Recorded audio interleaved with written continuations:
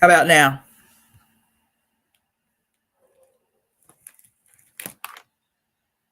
Dang, y'all probably didn't hear nothing I said. Did y'all hear any? Okay, yep. So you're saying the sound was off the whole time. That's great. Damn.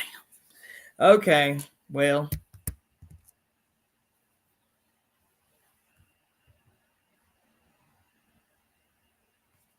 mm, what about now, Jai? Can you hear me? Thumbs up. Yes. Okay. All right. Well, y'all missed everything. Anyway, so I'm gonna go ahead and get started. My name is Cassandra Floyd, also known. I know y'all can hear me from the IG. I'm talking to the people who were tuning in through my other way. All right, so we're going to start with chapter 17 of the parable of the sower. We're starting on 181.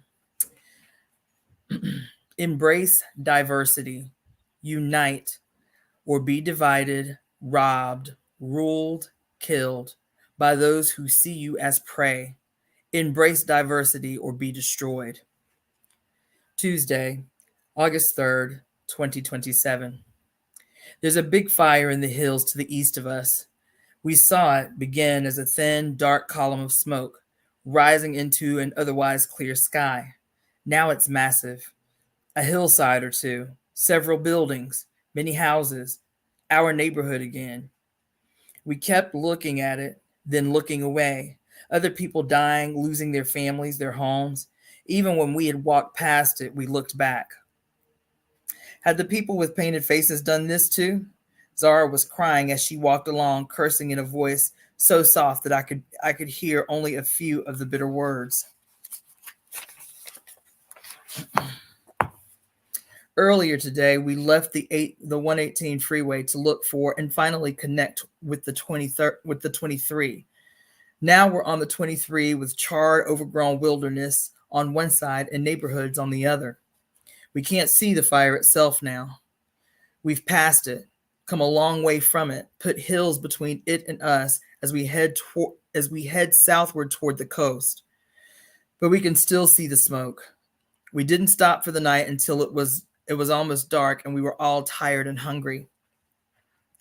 We've camped away from the freeway on the wilderness side of it, out of sight, but not out of hearing of the shuffling hordes of people on the move. I think that's a sound we'll hear for the whole of our journey, whether we stop in Northern California or whether we go to Canada. So many people hoping for so much up where it still rains every year. An uneducated person might still get a job that pays in money instead of beans, water, potatoes, and maybe a floor to sleep on. But it's the fire that holds our attention. Maybe it was started by accident, maybe not, but still, people are losing what they may not be able to replace.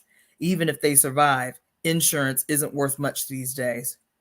People on the highway, shadowy in the darkness, had begun to reverse the flow, to drift northward to find a way to the fire.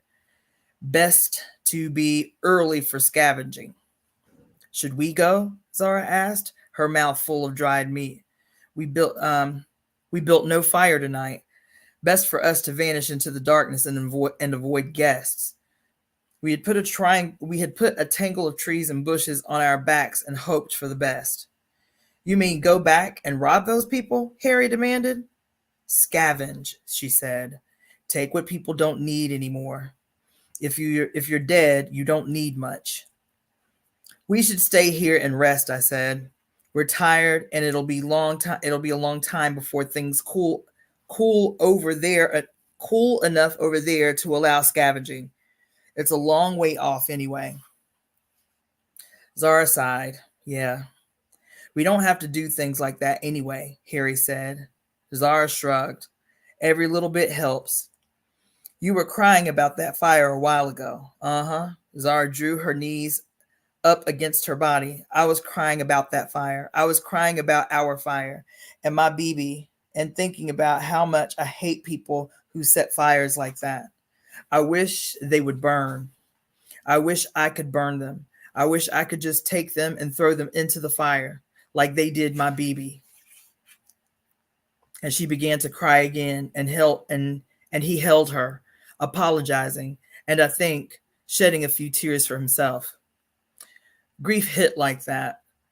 Something would remind us of the past, of home, of a person, and then we would remember that it was all gone. The person was dead, or probably dead. Everything we'd known and treasured was gone. Everything except the three of us. And how well were we doing? I think we should move, Harry said sometime later. He was still sitting with Zara, one arm around her, and she seemed to welcome the contact. Why? She said. I want to be higher, closer to the level of the freeway or above it.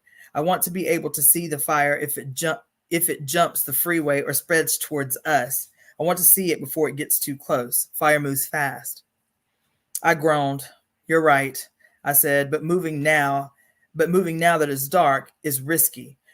We could lose this place and find nothing better. Wait here, he said, and got up and walked away into the darkness. I had the gun, so I hoped he kept his knife handy, and I hoped that he wouldn't need it. He was still raw about what had happened the night before. He had killed a man. That bothered him. I'd killed a man in a much more cold-blooded way, according to him, and it didn't bother me. But my cold-bloodedness bothered him. He wasn't a sharer. He didn't understand that to me pain was evil. Death was an end to pain. No Bible verses were going to change that as far as I was concerned. He didn't understand sharing. Why should he? Most people knew little or nothing about it. On the other hand, my earthseed verses had surprised him and, I think, pleased him a little. I wasn't sure whether he liked the writing or the reasoning, but he liked having something to read and talk about. Poetry, he said this morning as he looked through the pages I showed him. Pages of my earthseed notebook as it had happened. I never knew you cared about poetry. A lot of it isn't very poetical, I said, but it's what I believe, and I've written it as well as I could. I showed him 4 verses in all, gentle, brief verses that might take hold of him without his realizing it and live in his memory without his intending that they should. Bits of the Bible had done to me. Bits of the Bible had done that to me, staying with me even after I stopped believing in it. I gave to Harry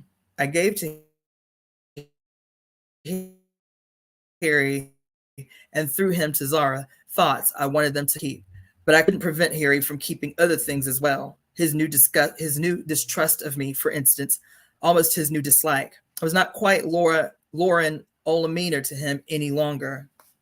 Greetings, brethren. How you doing? Let's see. I had seen that in his expression off and on all day. Odd. Joanne hadn't liked her glimpse of the real me. Joanne had not liked her glimpse of the real me either. And on the other hand, Zara didn't seem to mind. But then she hadn't known me very well at home. What she learned now, she could accept without feeling lied to. Harry did feel lied to, and perhaps he wondered what lies I was still telling or living. Only time can heal that, if he let it. We moved when he came back. He found us a new campsite near the freeway and yet private. One of the huge freeway signs had fallen or been knocked down and now lay on the ground, propped up by a pair of dead sycamore trees. With the trees, it formed a massive lean-to. The rock and ash leavings of a campfire showed us that the place had been used before. Perhaps there had been people here tonight, but they had gone away to see what they could scavenge from the fire. Now we're here, happy to get a little privacy, a view of the hills back where the fire is, and the security, for what it's worth, at least of one wall. Great deals are, said, unrolling her sleep sack and settling down on top of it. I'll take the first watch tonight, okay? It was okay with me. I gave her the gun and lay down, eager for sleep. Again, I was amazed to find so much comfort in sleeping on the ground in my clothes. There's no narcotic like exhaustion. Sometime in the night, I woke up to soft, small sounds of voices and breathing. Zara and Harry were making love. I turned my head and saw them at it, though they were too much involved with each other to notice me. And of course, no one was on watch. I got caught up in their lovemaking, and all I could do was lie still and keep quiet. I couldn't escape their sensation. I couldn't keep an efficient watch. I could either writhe with them or hold myself rigid. I held rigid until they finished, until Harry kissed Zara, then got up to put his pants on and began his watch. As I lay awake afterward, angry and worried, how in the hell could I talk to either of them about this? It would be none of my business except for the time they chose for doing it. But look when that was. We could have all been killed. Still sitting up, Harry began to snore. Oh man. Ugh.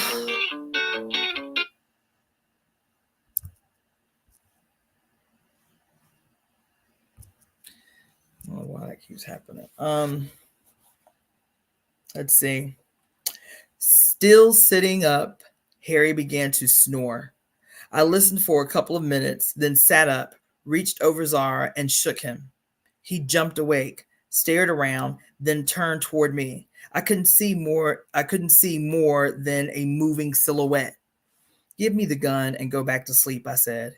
He just sat there. Harry, you'll get us killed. Give me the gun and the watch and lie down. I'll wake you later. He looked at the watch. Sorry, he said. I guess I was more tired than I thought. His voice grew less sleep-fogged. I'm all right. I'm awake. Go back to sleep. His pride had kicked in. It would be almost impossible to get the gun and the watch from him now. I lay down. Remember last night, I said. If you care about her at all, if you want her to live, remember last night. He didn't answer.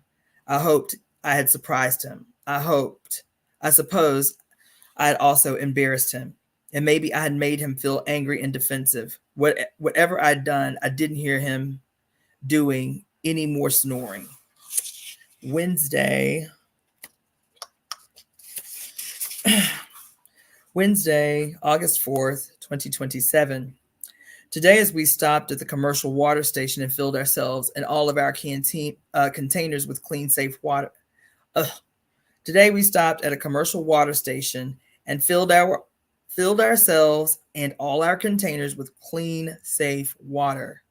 Commercial stations are best for that.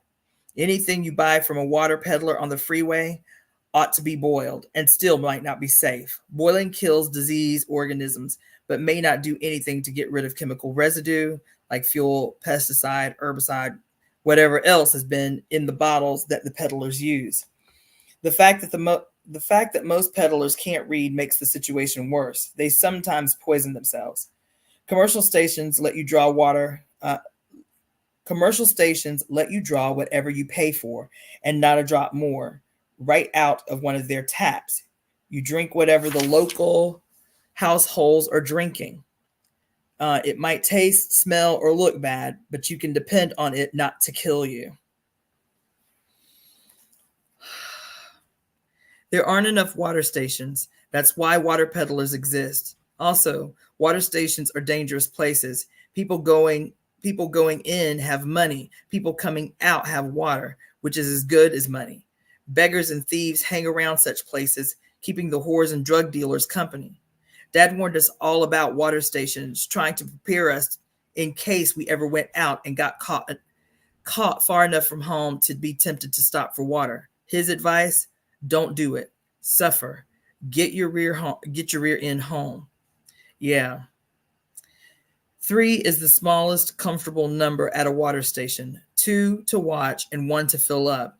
And it's good to have 3 ready for trouble on the way to and from the station. 3 would not stop determined thugs, but it would stop opportunists. And most predators were opportunists. They prey on old people, lone women, or women with young kids, handicapped people. They don't want to get hurt. My father used to call them coyotes. When he was being polite, he called them coyotes. We were coming away with our water when we saw a pair of two-legged coyotes grab a bottle of water from a woman who was carrying away a sizable pack and a baby. The man with her grabbed the coyote who had taken the water. The coyote passed the water to his partner, and his partner ran straight into us. I tripped him. I think it was the baby who attracted my attention, my sympathy. The tough plastic bubble that held the water didn't break. The coyote didn't break either. I set my teeth. I set my teeth, sharing the bowl as he fell, and the pain of his scraped forearms. But home, the younger kids hit me with that kind of thing every day. I stepped back from the coyote and put my hand on the gun. Harry stepped up beside me. I was glad to have him there. We looked more intimidating together. The husband of the woman had thrown off his attacker, and two coyotes, finding themselves outnumbered, scampered away. Skinny, scared little bastards out to do their daily dealings. I picked up the plastic bottle of water and handed it to the man. He took it and said, "Thanks, man. Thanks a lot." I nodded, and we went on our way. I still felt strange to be called man. I didn't like it, but that didn't matter. All of a sudden, you're a good Samaritan, Harry said, but he didn't mind. There was no disapproval in his voice. It was the baby, wasn't it? Zara asked. Yes, I admitted. The family, really. All of them together. All of them together. They had been a black man, a Hispanic-looking woman, and a baby who managed to look a little like both of them. In a few more years, a lot of the families back in the neighborhood would have looked like that. Hell, Harry and Zara were working on starting a family like that. And Zara had once observed mixed couples catch hell out here. Yet there were Harry and Zara walking so close together that they couldn't help now and then brushing against each other. But they kept alert, looked around. We were on US 101 now, and there were even more walkers. Even clumsy thieves would have no trouble losing themselves in this crowd. Zara and I had a talk this morning during her reading lesson. We were supposed to be working on the sounds of the letters and the spelling of simple words. But when Harry went off to the bushes of our designated toilet area, I stopped the lesson.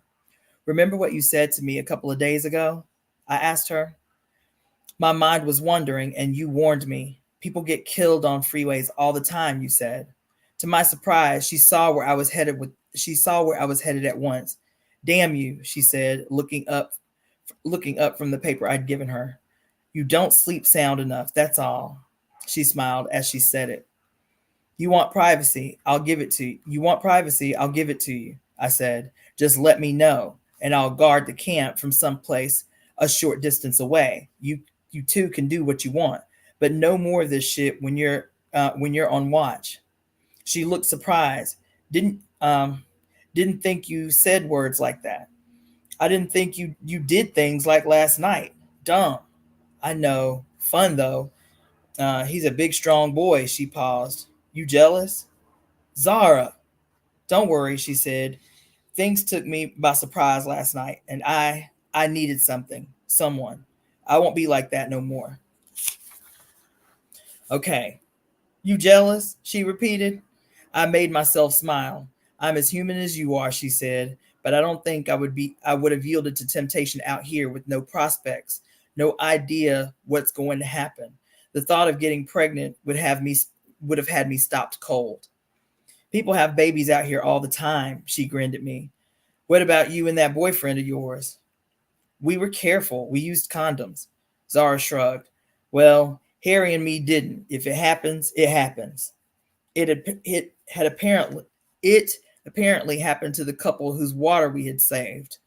Now they had a baby to lug north. They stayed near us today, that couple. I saw them every now and again. Tall, stocky, velvet-skinned, deep black man carrying a huge pack. Short, pretty, stocky, light brown woman with a baby and a pack. Medium brown baby and a few months old. Huge-eyed baby with curly black hair. They rested when we rested. They camped now, not far behind us. They took more like They look more like potential allies than potential dangers, but I'll keep an eye on them. Thursday, August 5th, 2027.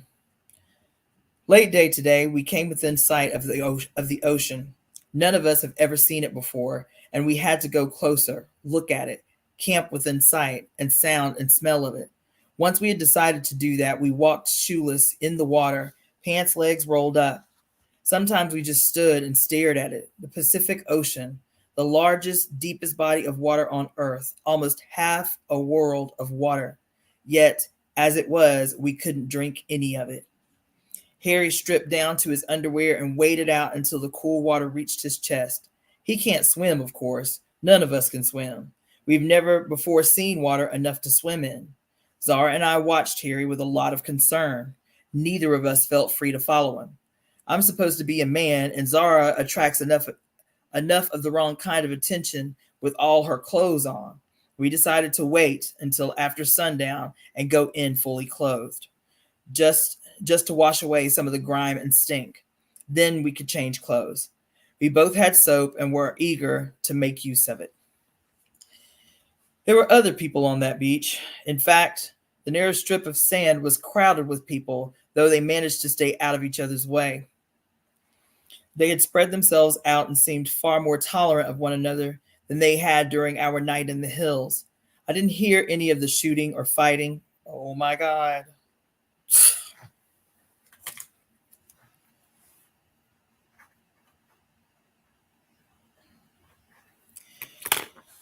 I didn't see any of the shooting or fighting.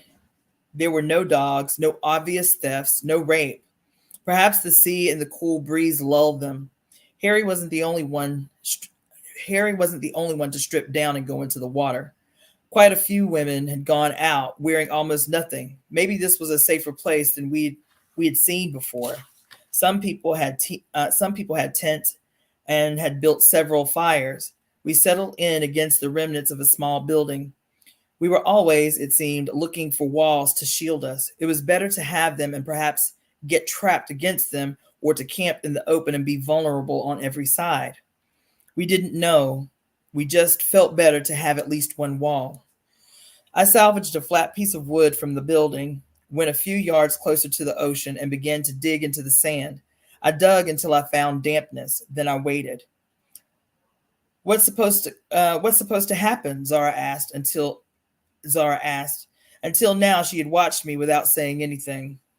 Drinkable water, I told her. According to a couple of books I read, water is supposed to seep up through the sand with most of the salt filtered out of it. Wow, fascinating. She looked into the damp hole. When? She asked. I dug a little more. Give it time, I said. If the trick works, we ought to know about it. It might save our lives someday.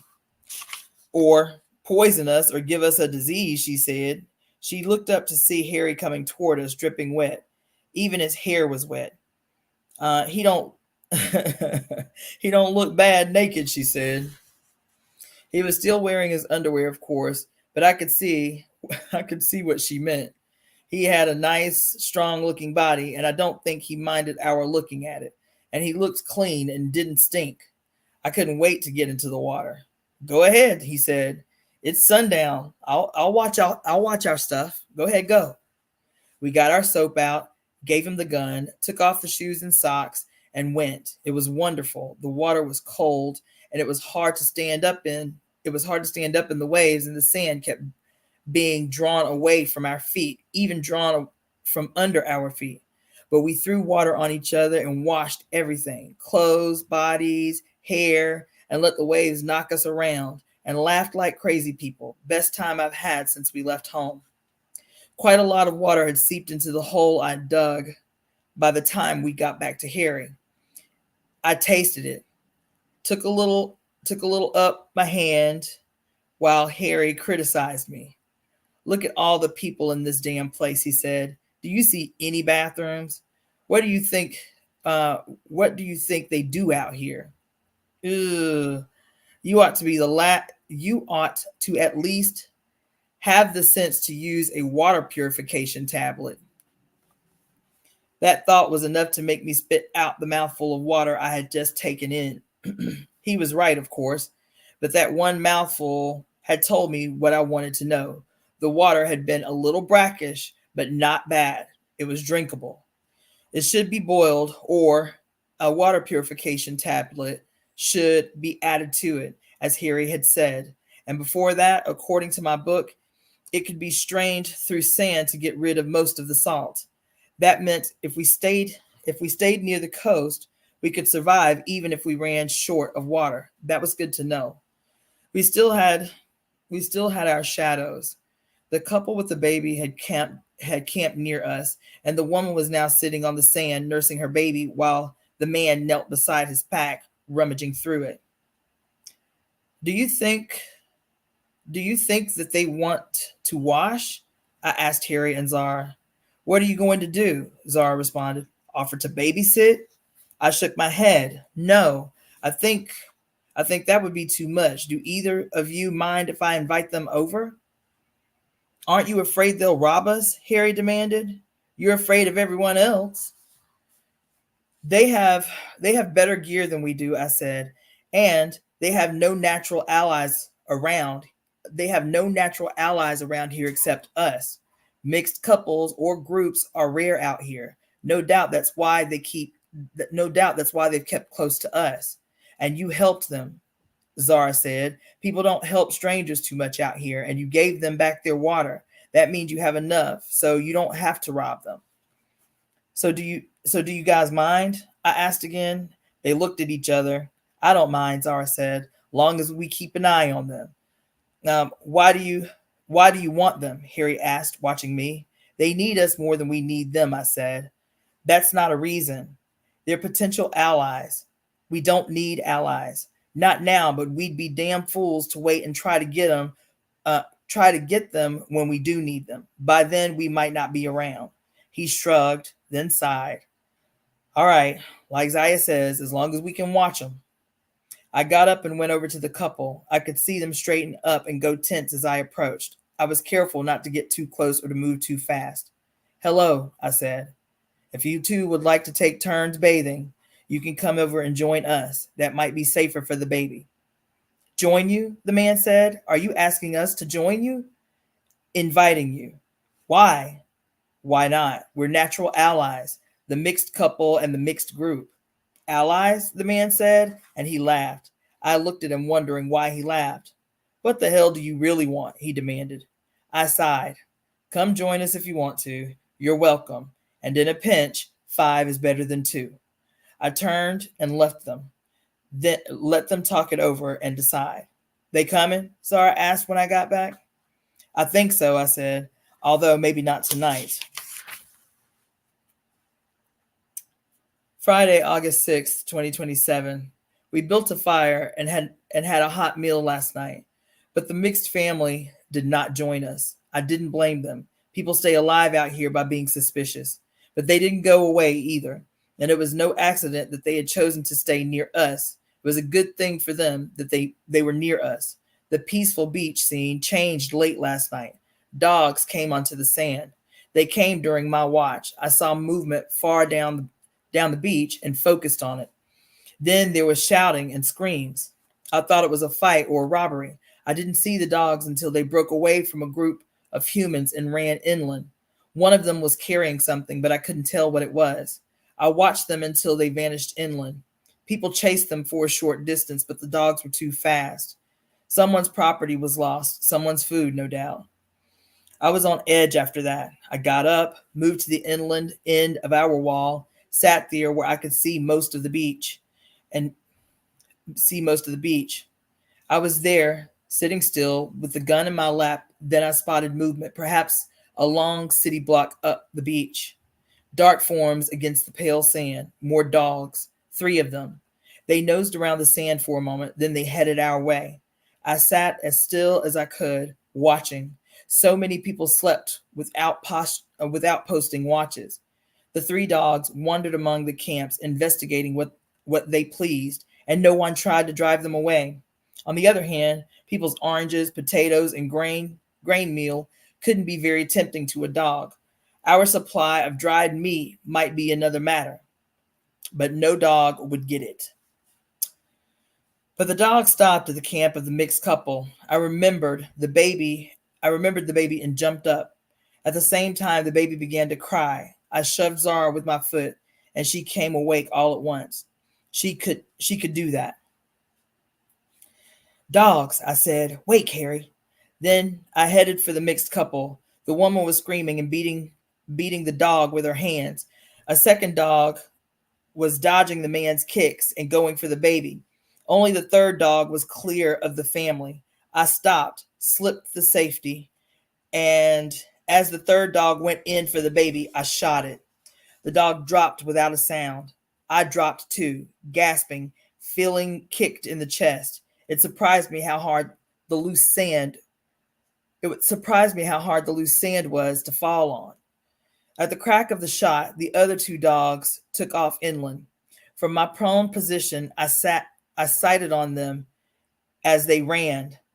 I might have been able to pick off one more of them, but I let them go. I hurt enough already. I couldn't catch my breath, it seemed. As I gasped, though, it occurred to me that prone was a good shooting position for me. Sharing would be less able to incapacitate me at once if I shoot two-handed and prone. I filed the knowledge away for future use. Also, it was interesting that the dogs had been frightened away by my shot. Was it the sound that scared them, or the fact that one of them had been hit? I wish I knew more about them. I've read books about them being intelligent, loyal pets, but that's all in the past. Dogs are wild animals who will eat a baby if they can. I felt that the dog I'd shot was dead. It wasn't moving, but by now, a lot of people were awake and moving around. A living dog, even wounded, would be frantic to get away. The pain in my chest began to ebb. When I could breathe without gasping, I stood up and walked back to our camp. There was so much confusion by then that no one noticed me except Harry and Zara. Harry came out to meet me. He took the gun from my hand and then took my arm and steered me back into my sleep sack. So you hit something? He said as I sat gasping again from the small exertion. I nodded. I killed a dog. I'll be okay soon. You need a keeper, he said. Dogs were after the baby.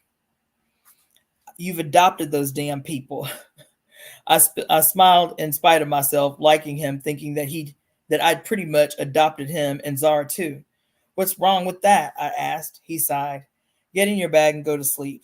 He said, get in your bag and go to sleep, will you? I'll take the next watch.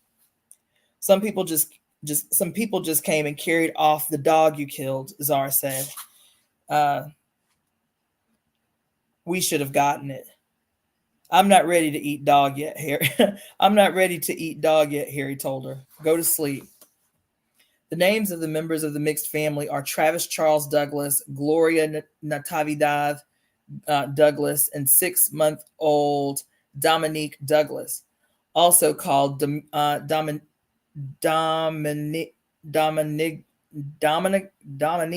don't know. Domingo. They gave in and joined us tonight after we made camp. We've detoured away from the highway to make camp on another beach, and they followed. Once we were settled, they came over to us, uncertain and suspicious, offering us small pieces of their treasure, milk chocolate full of almonds, real milk chocolate, not carob candy. It was the best thing I'd tasted since long before leaving Robledo.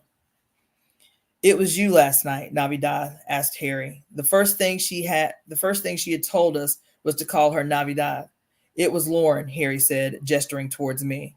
She looked at me. Thank you. Is your baby all right? I asked. He had scratches and sand in his eyes and mouth from being dragged. Oh, man. She stroked the sleeping baby's black hair. I put salve on the scratches and washed his eyes. He's all right now. He's good. He only cried a little bit. Hardly ever cries, Travis said with quiet pride. Travis has an unusual deep black complexion, skin so smooth that I can't believe he has ever had he has ever in his life had a pimple. Looking at him makes me want to touch him and see how all of that perfect skin feels. He's young, good looking, and intense. A stocky, muscular man, tall, but a little shorter and a little heavier than Harry. Natividad is stocky too, a pale brown woman with a round, pretty face, long black hair bound up in a coil atop her head. She's short, but it isn't surprising somehow that she can carry a pack and a baby and keep up a steady pace all day. I like her, feel inclined to trust her. I'll have to be careful about that, but I don't believe she would steal from us. Travis has not accepted us yet. But she has. We've helped her baby. We're her friends. We're going to Seattle, she told us. Travis has an aunt there. She says we can stay with her until we find work. We want to find work that pays money. Don't we all, Zara agreed. Sat on Harry's sleep sack with him, his arm around her. Tonight could be tiresome for me. Travis and Natividad sat on their 3 sacks, spread out to give their baby room to crawl when he woke up. Natividad had harnessed him to her wrist with a length of clothesline. I felt alone between the 2 couples. I let them talk about their hopes and rumors of Northern Edens. I took out my notebook and began to write up the day's events, still savoring the last of the chocolate. The baby awoke hungry and crying. Natividad opened her loose shirt, gave him a breast, and moved over near me to see what I was doing. You can read and write, she said with surprise. I thought you might be drawing. What are you writing?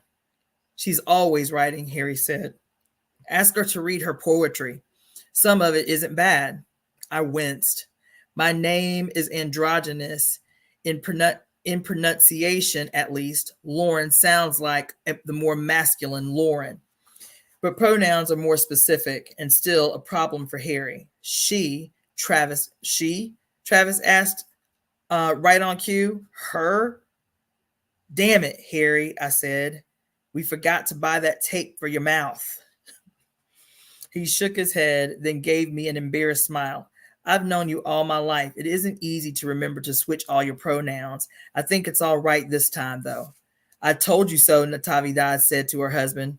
Then she looked embarrassed. I told him you didn't look like a man, she said to me. You're all tall and strong, but I know. I don't have a man's face. But I know you don't have a man's face. I had almost a man's chest and hips, so maybe I should be glad to hear that I didn't have a man's face, though it wasn't going to help me on the road.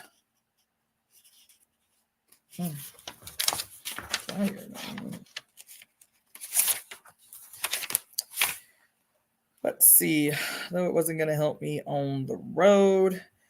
We believe 2 men and a woman would be more likely to survive than 2 women and a man, I said.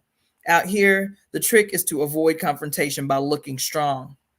The three of us aren't going to help you look strong, Travis said. He sounded bitter. Did he resent the baby in Natividad? You are our natural allies, I said. You sneered at that the last time I said it, but it's true. The baby won't weaken us much, I hope, and he'll have a better chance of surviving with 5 adults around him. I can take care of my wife and my son, Travis said with more pride than sense. I decided not to hear him. I think you and Natividad will strengthen us, I said.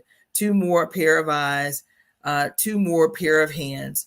Do you have knives? Yes. He patted his pants pocket. I wish we all had guns like you. I wished we'd had guns, plural, too.